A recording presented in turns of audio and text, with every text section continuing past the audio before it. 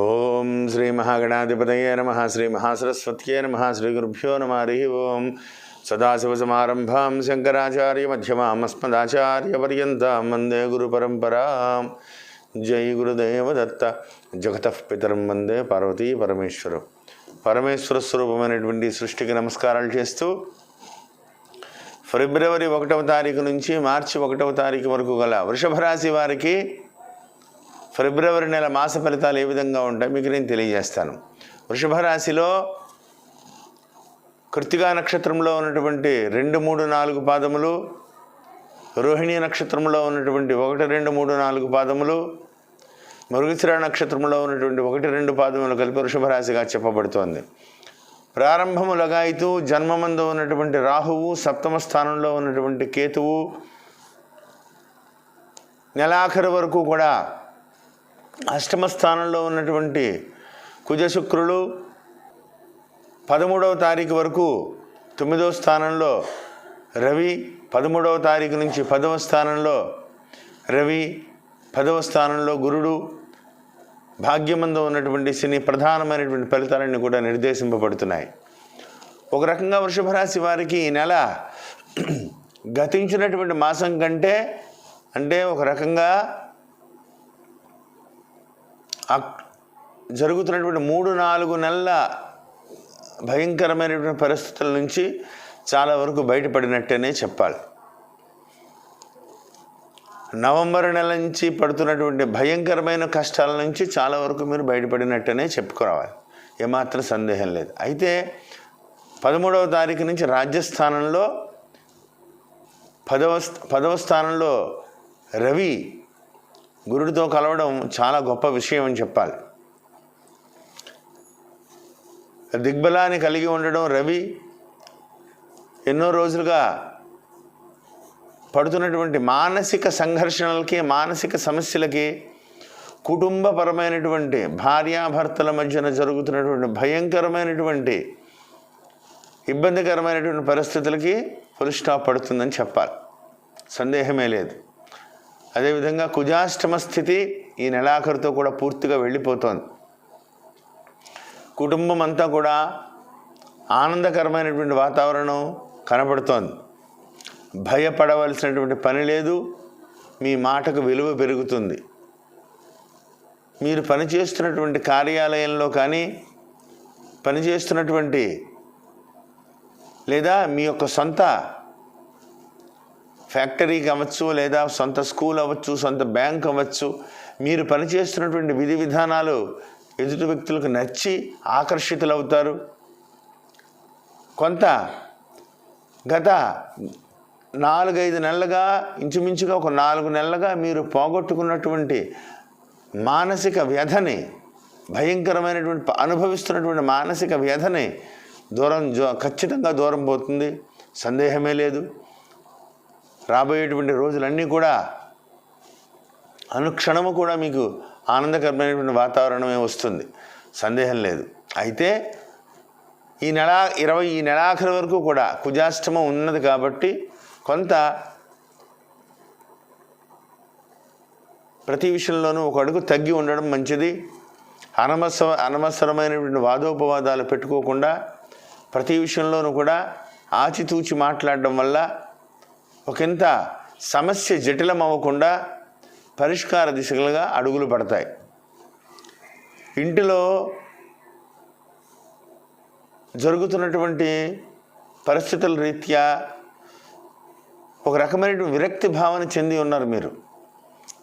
ఏంటి, నేను ఎంత కష్టపడ్డా, నేను ఏం చేసినా, ఎంత పని చేసినా, ఎందువల్ల ఇటువంటి భయంకరమైన పరిస్థితి నాకు ఏర్పడింది, ఎందువల్ల ఇంకా నాకు విలువ లేదా, నా పరిస్థితి ఇంతేనా, అంత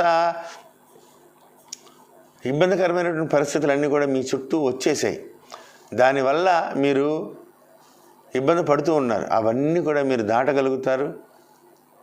ఆనందకరమైనటువంటి వాతావరణం కనపడుతోంది, సందేహమే లేదు.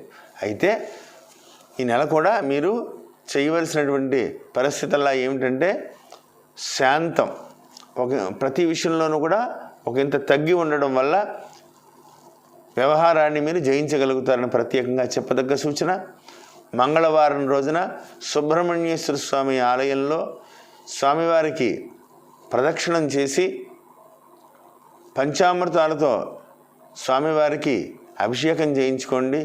మమ చంద్రలగ్నవశాత్తు అష్టమస్థాన సంచారిత అంగారక గ్రహ దోష పరిహారార్థం అని చెప్పి సంకల్పం చెప్పించుకుని పంచామృతాలతో స్వామివారికి అభిషేకం చేయించుకుని ఎర్రటి పుష్పాలతో స్వామివారికి పూజ చేయించుకోండి.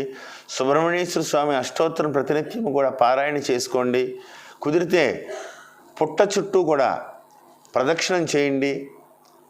ఇవన్నీ కూడా మీకు రాబోయేటువంటి రోజుల్లో జరిగేటువంటి రోజుల్లో చాలా మంచి మంచి యోగాన్ని అవకాశాలని కలిగిస్తాయని చెప్పడంలో ఏమాత్రం సందేహం లేదు. అదేవిధంగా ఈ రాశిలో జన్మించినటువంటి విద్యార్థులకి గతించినటువంటి పరిస్థితుల మీద కొంతవరకు మేలు జరుగుతుంది. విద్యాస్థానం మీద గురుని యొక్క దృష్టి ఉండడం వల్ల విద్యాస్థానాధిపతి కూడా రాజ్యస్థానంలోకి ప్రవేశించడం వల్ల విద్యాయోగం పడుతుంది. కష్టపడినటువంటి విద్యకి అనుకూలమైనటువంటి ఫలితం లభిస్తుందని చెప్పడంలో సందేహం లేదు. ప్రభుత్వోద్యోగులకు మాత్రం పని ఒత్తిడి ఎక్కువగా ఉంటుంది. ఎంత కష్టపడి పని చేసినా